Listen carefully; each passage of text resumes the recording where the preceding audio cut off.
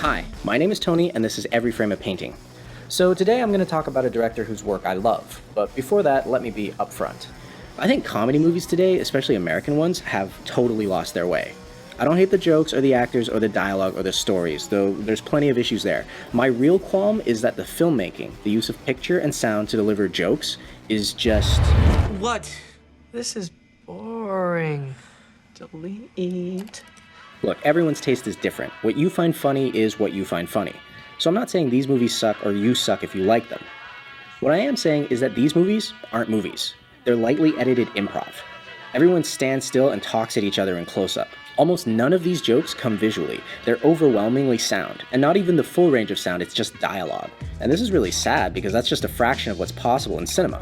Apart from animation and some commercials, visual comedy is actually moving backwards. And that's why, if you love this kind of stuff, I cannot recommend Edgar Wright enough. Doctor, deal with it. Yeah, motherfucker. He is one of the only people working in the genre using the full range of what is possible.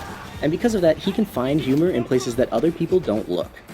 Here's an example. Let's say you need to move your character from one city to another to get your story going. How do you shoot it, and can you get a joke out of it? Well, no. Not if you send out a second unit to do it. Every shot pans from left to right, you include really obvious landmarks and signs, you mix in generic helicopter footage, and you put upbeat music under it so the audience doesn't get bored. This is just lazy filmmaking, and boring. We've seen it a million times. What would happen if you were truly inventive with this type of scene? It's not ready.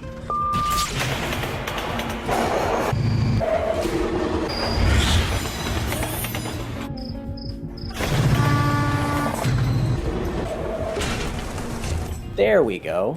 And this isn't just a series of quick cuts, there's a lot of good visual storytelling here. These two taxi shots tell you exactly where we came from and where we're going. These two shots emphasize the move away from civilization. Our main character always faces forward or to the right, so screen direction is respected. Turning the music down and the sound effects up is funny because each cut is jarring. And there's even some nice performances from Simon Pegg and Ryan Gosling. Okay, that was one example without context. You're right, totally unfair. Well, what if you had a movie where a horrible apocalyptic event happens and you want to foreshadow it earlier, maybe by having the characters not notice something important on TV? How would you show it? Would you just throw it in the edit for 2 seconds and 2 frames and none of the shots shows the relationship between the characters and the TV? He's having a housewarming party? Just finished building his house? Or would you do this? Although no one official is prepared to comment, religious groups are calling it Judgment Day. There's panic on the streets of London as an increasing number of reports of serious attacks on people who are literally being eaten alive. Okay, still unfair. Well, what if you had a movie where one character has stopped drinking, but the other characters are disappointed in him and you want to get a joke out of it? How would you do it? Would they just stand around and talk about his drinking? Appreciate it, but I told my wife I wouldn't drink tonight. Besides, I got a big day tomorrow. But you guys have a great time. A big day? Doing what? Or would you do this? What?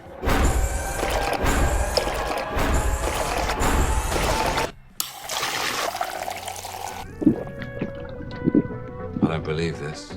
This is what separates a mediocre director from a great one. The ability to take the most simple, mundane scenes and find new ways to do them.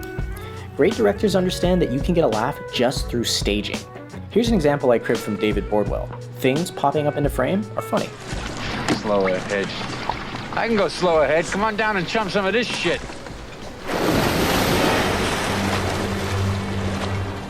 And it's not just things entering frame. Consider the opposite. I said tell Miss Laura goodbye. Bye, Miss Laura. You can get a laugh from a zoom. You want to pop the trunk and roll the windows down, please?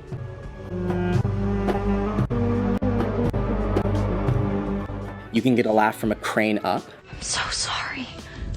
I'm going home, Rita. I know, Shirley, I know.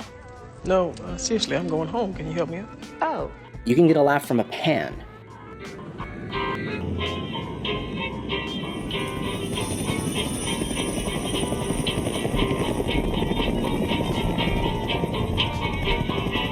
As Martin Scorsese put it, cinema is a matter of what's in the frame and what's not in the frame. So think about the frame. And this isn't just a matter of smart or stupid comedy. Really, if it works, it works.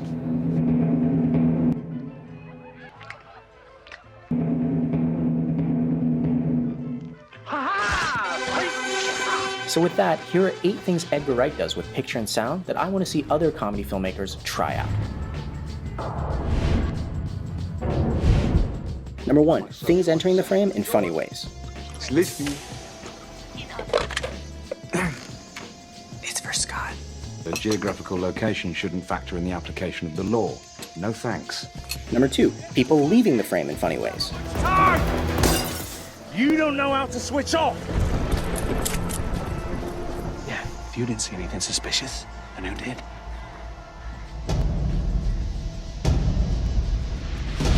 Number 3, there and back again. Are they still out there?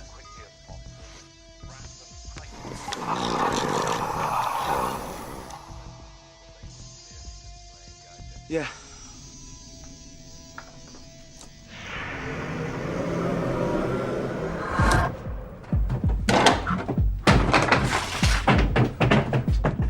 Number 4, matching scene transitions.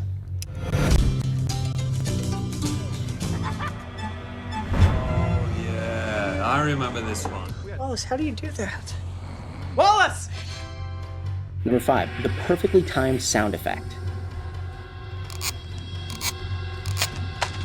That time you dumped Kim. Okay, me and Kim are all good now, all right?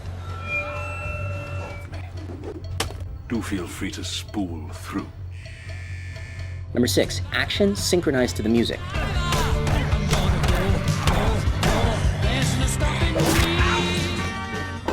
Drinking.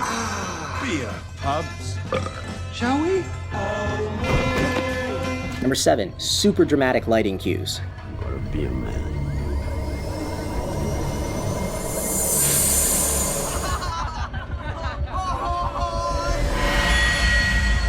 I don't know what it is about that girl. Scott, I forbid you from hitting on Ramona, even if you haven't had a real girlfriend in over a year. Hey. And number 8, I've taken a shortcut before.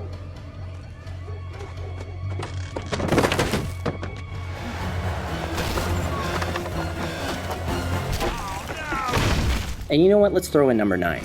Let 'em have it.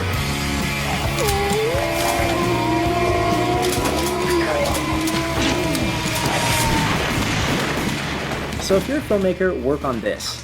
The frame is a playground, so play. And the next time you go to a theater and you pay $15 to see a comedy, don't be satisfied with shit that is less inventive than Vine. And he said, that's strange because